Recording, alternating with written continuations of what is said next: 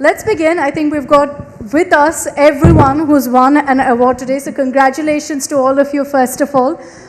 Truly, richly well-deserved. And I remember sitting with many of you last year as well, having a conversation about what it is that's made all of you stand apart, that's made all of you win an award in this manner. So I'd like to begin with Ms. ANJU SRIVASTAVA. You won 2 awards. Congratulations to the Hindu College. How do you define excellence in today's time? Just hold it up, it'll come on. Okay. Sorry, I didn't hear your question. How do you define excellence in today's age? I do believe that education and the definition of good education has changed over the years. Would you agree?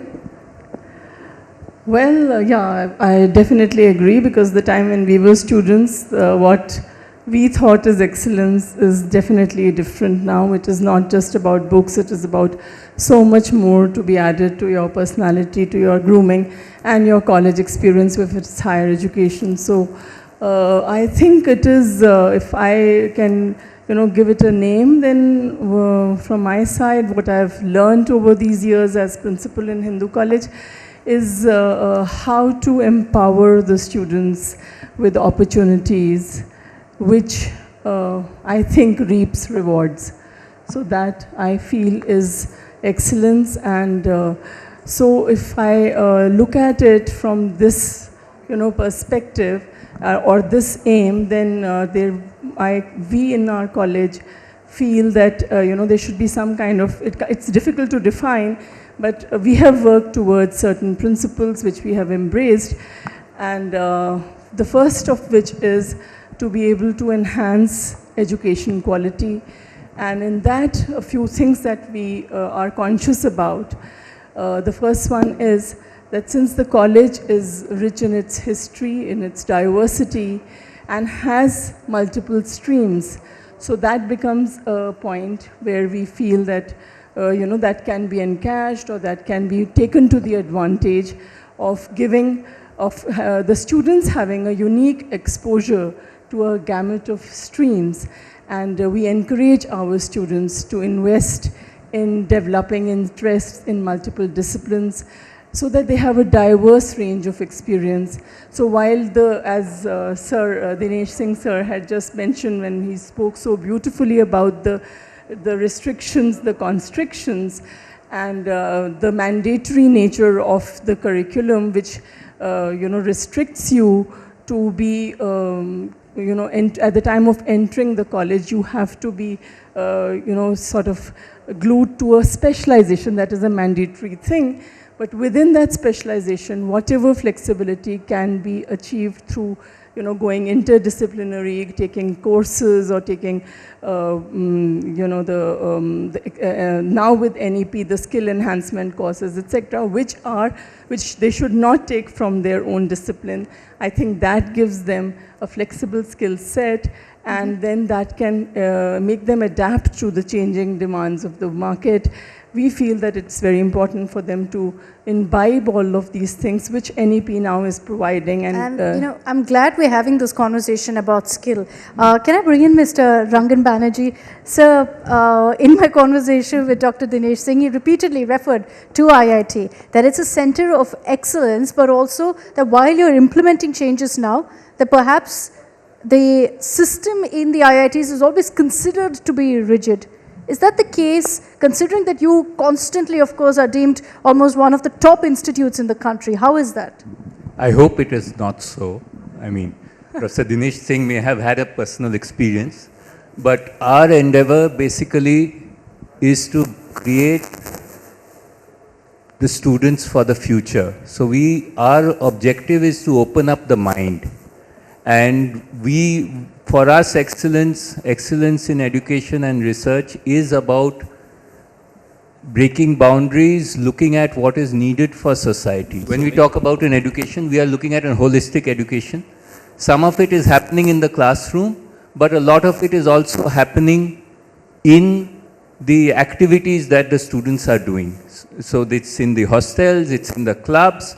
Even in the classroom, many of our best teachers actually provide in every course a possibility where you're looking at a course project. You pick up a problem from the real world and you work as a team To give you a couple of examples, we recently had a team from our biosciences where we actually won the gold medal in Paris in 2022. It's a team of students and they created a biosensor which can go into an aqueous solution, detect lead and remove it. And this is something where, so essentially the whole focus is on learning by doing. So we are re-looking at our curriculum. We are doing a complete 360 degrees review of the curriculum. We are talking to the students. The challenge today in education is to excite the young generation. You know, the Twitter, Insta, and whatever are the latest social media, the span of attention is so small that across the world, the challenge is how do we excite them? And traditional classroom chalk and talk is not the only solution. So we have to excite them with perspectives. We have to excite them with stories. We are getting our alumni involved. We are looking at incubation. So it's a constant, we are not static. So, you know, someone may give you an individual example, but the fact is we do open up people's minds and we actually encourage our students to think on their own, to look at, to engage with problems. We have opportunities for students to spend time in internships, not only in industry, but we now have the Unnat Bharat Abhiyan, where we have connected with 17,000 villages across the country. Of course, not all students take this up, but we have an opportunity for students to spend a few months in a village and then look at applying whatever they've learned in that village context. Interesting. And you know, the changing face of education, ma'am, if I can get your view on this as well. It's, yes, about marks in India, but it's a whole lot more. And I think universities constantly are being tested now on how you're using social media, on how you're using the internet, on how perhaps you're using AI also to better quality of education. Undoubtedly, during the periods of the COVID, we have seen how Industry 4 revolution came in, and overnight there were disruptions in the education system. But marvelously, I think with a lot of positive attitude, we all adapted to this practically overnight. University of Delhi declared that from tomorrow onwards, universities are closed, and within 2 days, we had all transferred onto the online technology. The important part is that being a commerce and social sciences in the sense of economics and this particular paper, it's a very dynamic paper. Keeping abreast with the industry is important. Therefore, sometimes we see that the curriculums in the university are not as fluid as what the industry is requiring. So for us, it becomes very important to remain connected with the industry to bridge the industry-academia gaps. It is very important, therefore, to make our students have not just the knowledge sets which are taught in the classrooms, but we supplement it with the skill sets which are more desirable, whether it is in terms of big data, learning R, it could be 3D printing, whatever the dimensions are. And also, most importantly, it's the mindset of the student. So providing a holistic development in a dynamic situation, but adapting with positivity is important. And ma'am, I would also like to tell you that bringing abreast of the technology and how best it can be used. We recently got a project from the Ministry of Culture, and I heard that today also these sessions are sponsored by the Ministry of Culture. We are also talking about the ancient economic thoughts and connecting it with the modern world. And we realize that there's so much in the ancient literature, going back to the Upanishads. Most of the rich traditions, the time when we were talking about our GDPs were across about 25% of the global GDP, dwindling to such low levels by the time we got independence. But our students, when they contributed to the research publications, it was based upon technology. We disseminated this based upon the technology. And again, what had happened, we had a 2-day workshop, all going in physical mode, and the rainfall and the flood situation, we were informed at 5 that henceforth the workshop is going to be an online mode. So I think online and technology has brought in so much of positivity, but there are regulations that must be adhered to, and our students must understand when and how not to get involved into so much of social media. And it's very important for us. We are counseling our students, not just ours, but even others. Outreach is very important. How best to have optimal adaptation and understanding of the technology. You know, interestingly, you'd see that most youngsters use social media because they believe it's a platform for them to be free, for them to voice their opinions, and to show off their creativity. Ms. Manisha KINNU from NIFT, considering that NIFT, I think of all the lot, would be considered the cooler institute here, where you can show off your creativity and all of that. How do you keep things alive for students and keep them engaged in this kind of a time when they can, you know, get that requirement on social media? No, beyond social media as well, in their education. Obviously, we do focus a lot on theoretical aspects because there's nothing without that. But we do have a lot of classroom projects, and we also do a lot of projects for virtually everybody, whether it's government, the highest offices in the country, state governments, and our students are involved in all. So we have industry coming to us for classroom projects where students learn that there is a problem, there can be several solutions to a problem. There are different ways to approach it. So it's a win-win situation both for the industry as well as for the students. With regard to G20 recently, all our students are involved. So by the time they step out of the campus, they're future ready. They know how to deal in every kind of situation. So they're not bookish, they're very practical also. Would you agree, sir, also with that opinion that we need to move away from books, from the standard education model, and how do you see the NEP actually implementing that? See, as per my opinion, if you look in the Indian situation, Indian population, I can say 50% of the population is less than 25 years old people. I can say maybe 254 million people are between the age of 15 to 25. That's source of innovation, curiosity, creativity. I think we have to make some system where we have to engage this youth. That can be only through maybe the social media or maybe technology. I am a computer science faculty. So I always tell my teachers, we always tell the students they should go and do the internship in the companies. But we never tell the teachers to go and do the internship. So I made in my campus compulsory, each and every faculty member should do some internship in the industry because there are so many teachers never seen in the industry. So when we just be with the youth, when we understand their needs, and when we understand that technology is a need of technology, and also the people ask me, Father, can we replace the technology with the teachers with the technology or not? But I always tell them only one answer. We cannot replace the technology with the teachers.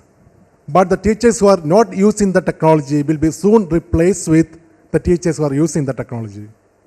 So we have to give more importance for the technology. You know, very important point, and this is something that I brought up also, sir, on my discussion on ChatGPT and its importance in the classroom and how it's referred to as a new age teacher.